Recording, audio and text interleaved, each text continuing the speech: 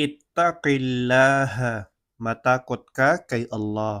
Ang pag-i'rab ng ittaqi, fa'lu amrin mabniyun ala hadfi harfil illati. Ang ittaqi, ito ay fa'lu amrin, pandiwa na ginagamit sa pangutos. Siya ay mabni sa hadfu harfil illa, sa pagkawala ng harf na sakit.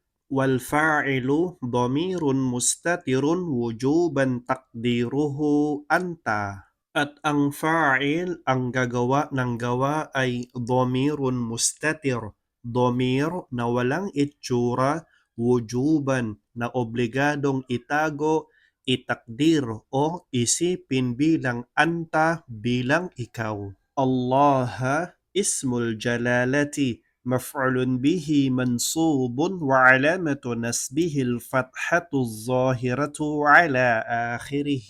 Si Allahu Ta'ala ay dakilang pangalan at sa pangungusap na ito, siya ay maf'ulun bihi, ang nakatanggap ng gawa, kaya siya ay mansub.